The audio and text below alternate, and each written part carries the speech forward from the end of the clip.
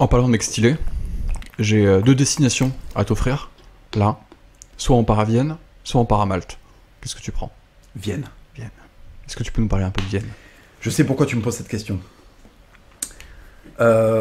Vienne, dans le siècle furieux, je remonterai, je fais ma promo. Vous allez découvrir des choses incroyables là-dedans. Dans le siècle furieux, il y a un chapitre qui est dédié au premier siège de Vienne. Soliman le Magnifique, le roi du kebab. C'est quoi la pub, c'est quoi la musique, la musique Insta, avec le gros qui danse là, voilà. C'est ça, mais avec du pognon, avec du budget. La Turquie est un immense empire. Les mecs, ils ont des babouches plaquées or, c'est la fiesta, ils veulent enculer l'Occident. Soliman le Magnifique, gros contentieux avec les Gascons, à cause du siège de Malte. Donc, bon bref, on parle pas du siège de Malte. Il veut Vienne. Vienne, c'est l'Autriche, c'est le creuset des Habsbourg. Il veut absolument détruire la chrétienté occidentale, la mettre sous domination islamique. Il se pointe avec une armée de janissaires très déter, une armée composée d'excellents guerriers. Il faut le dire, l'Empire ottoman à l'époque, c'est d'excellents guerriers. Ils sont à la pointe militairement. Et on est dans une ville dont les défenses sont vieilles. L'armée impériale, elle est sur tous les fronts. Elle est disloquée. Et il y a un mec, Nicolas von Salm, qui est un vieux de la vieille, qui est un luxembourgeois. Parce qu'il faut savoir qu'à l'époque, tous ces petits pays du Benelux étaient dans le Grand Empire. Donc tu avais l'Espagne, tu avais le Luxembourg, tu avais les Pays-Bas, tu avais l'Allemagne, tu avais l'Autriche, tu avais la Savoie, je l'ai dit tout à l'heure, une partie de l'Italie. Bon, ces mecs-là, l'armée de Soliman arrive. Ils déboîtent tout dans les Balkans. Ils violent en Serbie, vraiment, ils mettent à feu à sang la Bulgarie, c'est la dévastation. Les récits qui arrivent sont horribles. On va chercher Nicolas von Salm. Il est en train de boire une bataille dans le Gronde, tu vois. On lui dit, gros, là, il nous faut un mec d'expérience. Donc on va chercher du vieux Germain, tu sais, avec une barbe blonde. Il pleure de la javel, le mec. J'avais déjà fait cette vanne, mais elle me plaît, donc je la refais.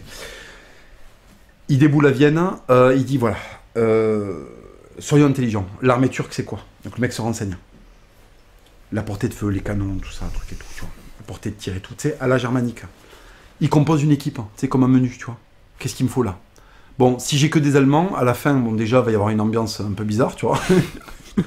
C'est-à-dire que les repas, ça va être un peu Kartoffel und Schwein, tu vois. Und Schwein, c'est un peu tristoun. Il me faut un peu de gitanie dans tout ça, il me faut un peu d'huile d'olive. Il fait venir des arquebusiers espagnols.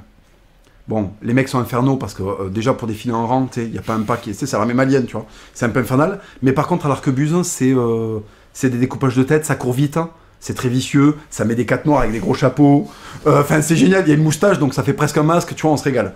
Il fait venir des lance-quenets allemands, donc des mecs avec des épées d'1 mètre. Hein.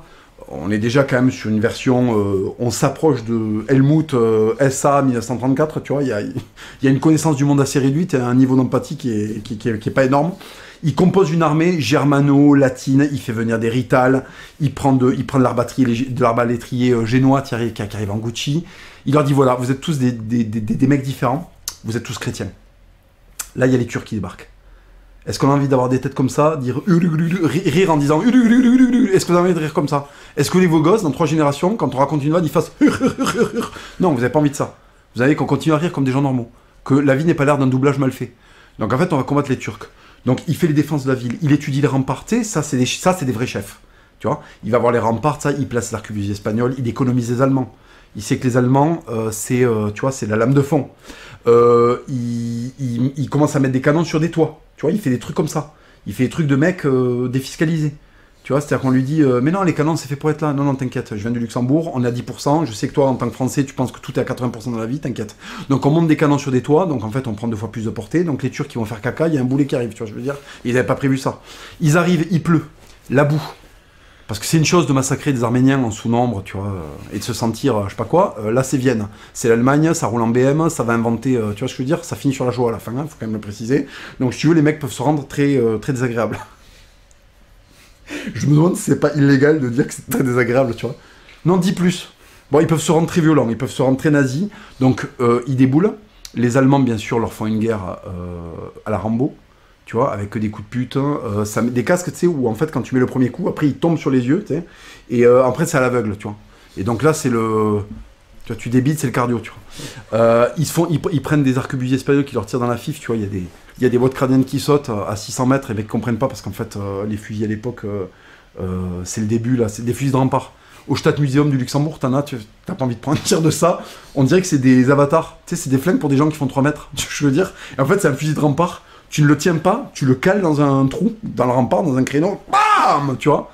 Et à l'autre bout, là, il y a un Turc. C'est bon, tu peux le mettre sur la broche, tu vois. Bref, et donc, ils attrapent la diarrhée parce que, en fait, ils sont pas chez eux, il y a de l'humidité, tu sais. Et oui, c'est les guerres à l'européenne. Là, ça dure longtemps.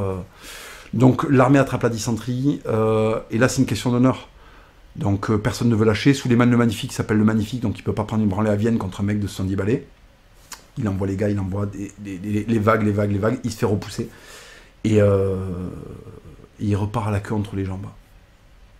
Mis en PLS par des mecs en sous-nombre, des Européens coalisés, sous la bannière du christianisme.